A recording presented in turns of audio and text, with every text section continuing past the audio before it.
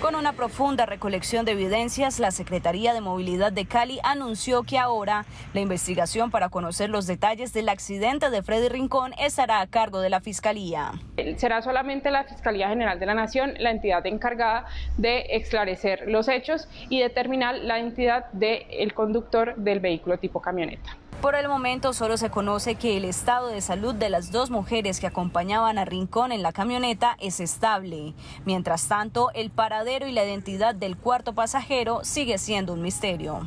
Se aportarán videos, registros fotográficos, el informe policial de accidente de tránsito y los resultados de las pruebas de alcoholimetría realizadas al conductor del vehículo del sistema de transporte masivo y a una de las acompañantes que se encontraba en el vehículo camioneta, en el cual también se transportaba el exfutbolista. Mientras pasa el tiempo, los fanáticos del fútbol arriban a la clínica Imbanaco en el sur de Cali para apoyar al exjugador de la selección. En las buenas y en las malas, sabemos la gran persona que es, los que lo vemos jugar, sabemos del talento que tiene, de lo legado que le ha dejado al país, tanto en América como en la selección, y pues aquí estamos apoyándolo. Para Dios no hay nada imposible. Hay que orar mucho por él. El Señor le tiene que levantar. Él es un hombre fuerte. La fe y la esperanza de los aficionados permanecen altas, confiando en que el Coloso de Buenaventura supere esta difícil etapa.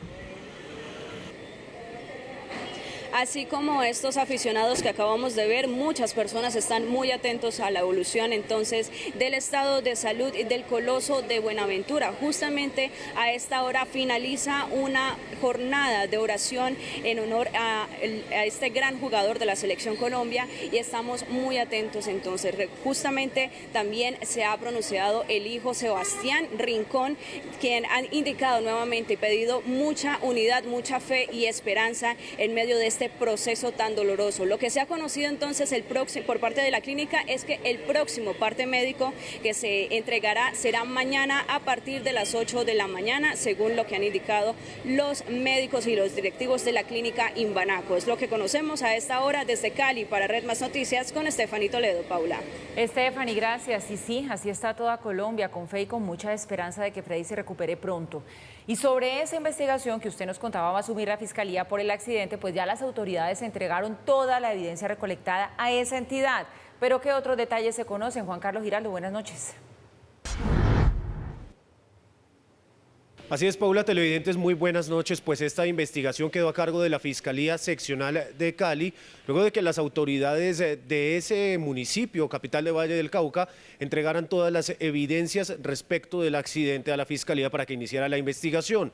Dentro de estas primeras evidencias se entregó, por supuesto, el video de cámara de seguridad de un edificio aledaño al sector del Parque del Perro, en donde ocurrió el accidente en el que terminó vinculado y gravemente herido el reconocido futbolista colombiano.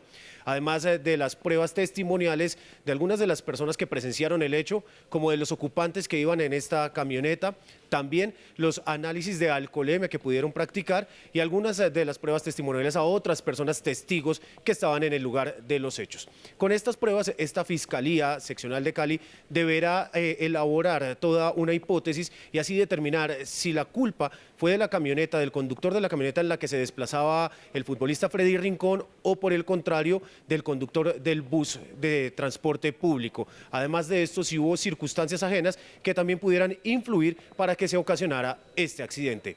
Información desde nuestra sala de redacción, Juan Carlos Giraldo, Red Más Noticias. Bien, Juan Carlos, gracias. Y hablamos con un neurocirujano para entender la situación por la que está pasando Freddy Rincón, para entender qué es un trauma cráneoencefálico y, por supuesto, cuál es el tratamiento que procede en estos casos. Obviamente, por el respeto a la privacidad y a la intimidad del señor Freddy Rincón, pues el sitio médico donde está internado nos ha dado una serie de informes, pero muy generales. Lo que nos han expresado es que el señor Freddy Rincón tiene un trauma craneoencefálico severo y que su condición es crítica. Primero que todo, ¿qué es un trauma cráneoencefálico? Un trauma craneoencefálico consiste en toda aquella alteración traumática que ocurre a nivel de las estructuras del cráneo, que son los huesos por encima de las cejas, y que comprometen el contenido de este cráneo, que es el cerebro, las meninges y las estructuras de la parte trasera de la cabeza, que es el cerebelo. ¿Cuáles son las posibles consecuencias? Cualquier persona que sufra un trauma craneoencefálico va a tener un daño inicial, que es ocurrido por el propio trauma. Entonces es el daño directo que ocurre en el cráneo o en el cerebro secundario al trauma. Dependiendo de la atención que reciba la persona con un trauma craneoencefálico, esto se puede disminuir o se puede aumentar. Si, por ejemplo, una persona con un trauma craneoencefálico no le llega suficiente aporte de sangre porque está hipotenso, o no le llega suficiente oxígeno al cerebro dañado porque no le dan un buen suministro de oxígeno, ese primer daño que ocurrió va a ser mucho mayor, se va a exponenciar y va a generar mayores secuelas. Según el parte médico, se siguen con las medidas de soporte avanzado. ¿Qué es eso? En los casos de los pacientes con trauma craneoencefálico severo, entonces los pacientes van a una unidad de cuidados intensivos donde se monitorizan y se les administran una serie de medicamentos y de medidas que van a ir a mejorar esa llegada de oxígeno a ese cerebro traumatizado, que les llegue buen oxígeno a ese cerebro traumatizado, que no tengan fiebre, que no tengan, por ejemplo, el azúcar muy alto o muy bajo, que los niveles de unos elementos o sales que hay en la sangre que se llaman los iones estén en unos niveles acordes y adecuados, y que esas personas tengan una buena metabolismo dentro del cerebro para permitir que ese cerebro se vaya recuperando y que no vaya a haber una expansión de esa inflamación o edema cerebral, que también es una de las armas en contra de la evolución adecuada de los pacientes con trauma craneoencefálico.